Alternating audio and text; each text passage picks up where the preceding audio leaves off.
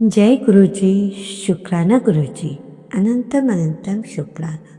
सारी संगत को हाथ जोड़कर गुरुजी के चरणों प्रणाम करें। प्यारे गुरुजी सबका कल्याण करें।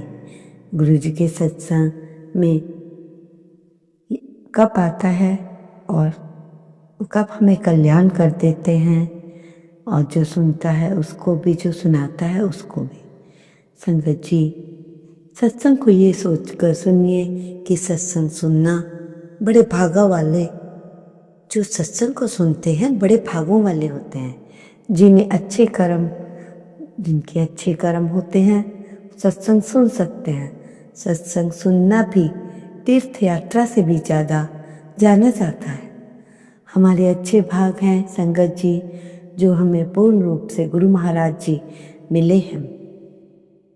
संगत जी, मैं तो यही सोचती हूँ कि मेरी कोई औकात नहीं सत्संग सुनने की या सुनाने की, जब तक गुरु महाराज जी का आदेश ना हो।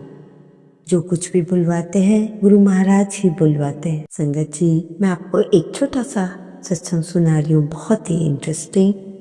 इससे पहले जो गुरु जी के चरणों में लाइक सब्सक्राइब समर्पित करे, उसके घर में सुख समृद्धि की कभी कमी ना करें हमारे प्यारे गुरु जी।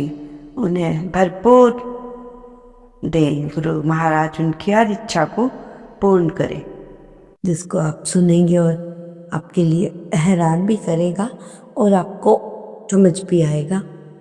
एक आंटी अंकल दोनों ही गुरु जी के संग है। तो आंटी ने रात के लिए खाना बनाया, और इस बीच खाना बनाने के बाद आंटी और अंकल की कहासुनी हो गई, और दोनों ही एक दूसरे से गुस्सा होकर सो गए। तो जब वो आंटी सो गई तो आंटी को सपना आया कि गुरु महाराज जी ने कहा, आंटी की गल एनी छेती सो गई है, इतनी जल्दी सो गई है। तो आंटी ने कहा, हाँ जी गुरुजी, की गल खाना नहीं खाया तूने? तेरे अंकल कह रहे हैं खाना खाना, तो तू अंकल को भी कहे कि खाना खाओ, उनको भी सोते हुए उठाओ। वो भी बीच में उठे थे तो तुम्हें सोता देखकर वो भी गाढ़ा से सो गए। तो आंटी ने गुरुजी के हुक्म मिलते ही अंकल को उठाया और कहा, खाना खाइए। और संगत जी, वो अंकल इतने टाइम बाद भी उठ गए और दोनों ने मिलकर खाना खाया। और बाद में वो एक दूसरे से सोचने लगे, हम तो एक दूसरे से लड़कर सोए थे, तो तुमने मेरे को कैसे उठाया? तो वो कहने लगे, अंकल कि मेरे सपने में गुरु महाराज आए थे, उन्होंने कहा तूने खाना नहीं खाया, बिना खाए सो गया। आंटी बोलती, मेरे में भी गुरु महाराज जी आए थे और उन्होंने मुझे उठाया और कहा अंकल को भी उठा, दोनों खाना खाओ। तो देखो संगत जी, कैसे गुरु महाराज को अपनी संगत की ध्यान रहता है। वो दोनों तो लड़के सो गए, परंतु हमारे गुरु महाराज जी ने अपनी संगत को भूखे नहीं सोने दिया। ये हमारे गुरु महाराज जी की लीला, और कैसे कैसे किसी को भी सपन में आके ब्लेस भी कर गए और दोनों ने उठ के खाना भी खा लिया। जय गुरु जी। ऐसे हैं गुरु जी। और एक और आपको बताती हूँ, जब गुरु जी फिजिकल फॉर्म में थे, और तो क्या किया उन्होंने, अपनी गाड़ी उठाई। उस टाइम पे ना संगत जी फिएट गाड़ी ज़्यादा होती थी। तो गुरुजी अकेले उठे और गाड़ी में बैठ के एक दर्जी की दुकान पे पहुँचे। दर्जी से उन्होंने कहा, ये मैं 10-12 पैंटें लाया हूँ, इन्हें सिल दो। दर्जी ने कहा, ठीक है मैं सिल दूंगा। और गुरु महाराज जी ने दर्जी ने पूछा कि आप कितने दिन बाद आओगे? तो गुरुजी ने कहा, आ जाऊंगा और ले जाऊंगा। तो गुरुजी दर्जी से बात करने के बाद चलने लगे। तो दर्जी अंकल ने उन्हें रोककर पूछा, गुरुजी कुछ तो एडवांस दीजिए, आपकी 10-12 पैंटें हैं। तो गुरुजी ने कहा कोई गल नहीं, पैसे मिल जाएंगे। बस इसी बात पे दर्जी मांगता रहा। गुरुजी ने कहा दे दूंगा, दे दूंगा। ऐसे 10-15 मिनट हो गए।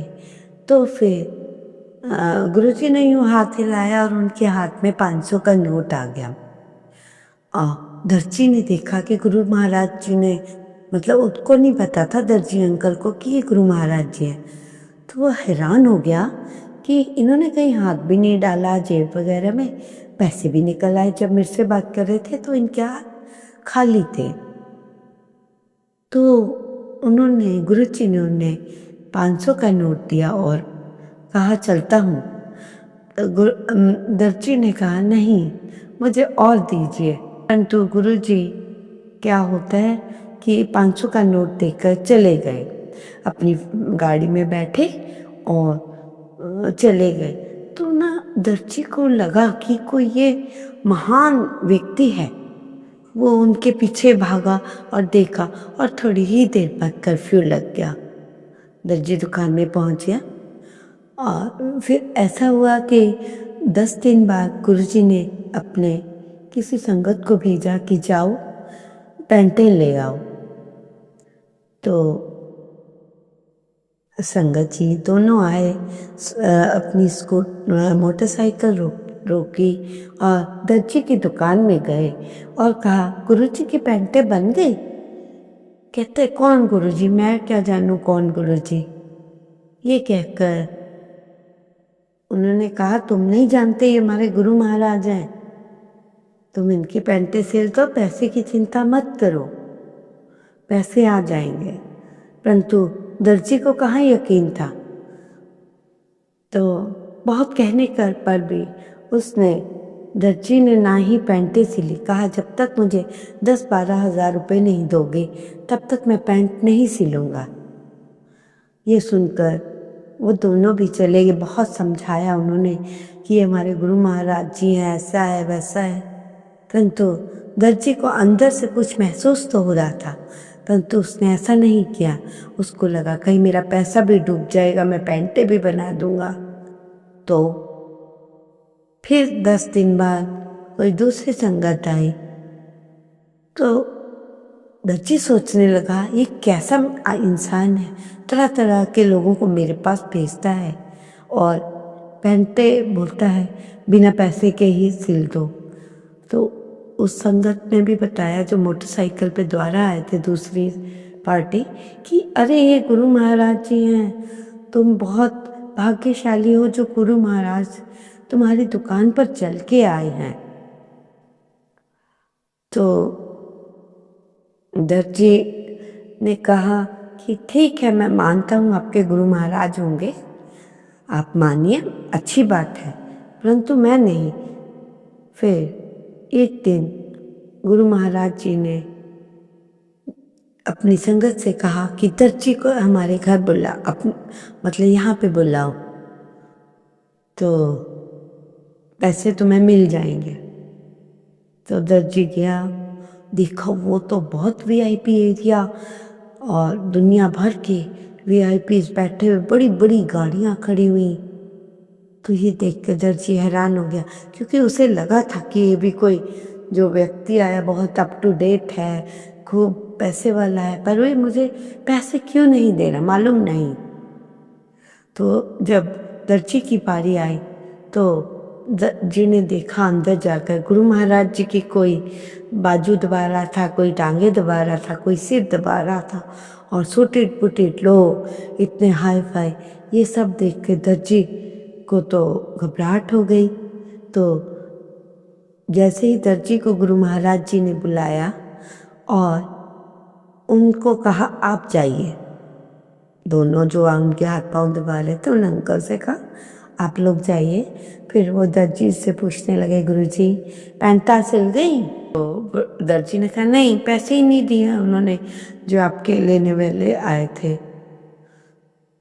जब उसने गुरु महाराज जी की वो देखी लीलाएं, उन्होंने कहा चल मेरे पाँव हाथ दबा, और बाद में उसे पता चला जब वो एक 500 के नोट से उसका काम दिन प्रतिदिन बढ़ता भी गया, और तब उसे समझ आया और लोगों ने भी समझाया ये गुरु महाराज है, महाशिव का रूप है। अगर ये मनुष्य रूप में है तो तुम बहुत भाग्यशाली हो कि तुम्हारी दुकान तक अकेले चल के आए, क्योंकि तो उन्हें पता था तुम्हारी दुकान को उन्होंने ब्लेस करना था और तुम्हें भी ब्लेस करना था, इसलिए ये गुरु महाराज तुम तक आए। तो संगत जी, कभी भी ऐसे कोई व्यक्ति आपके इस टाइप का आता है उसे खाली मत भेजिए, उसकी बात को सुनिए, संत वगैरह संतों के साथ जुड़िए तब। और जो गुरु महाराज जी के साथ जुड़ गया उसको तो भला और क्या चाहिए।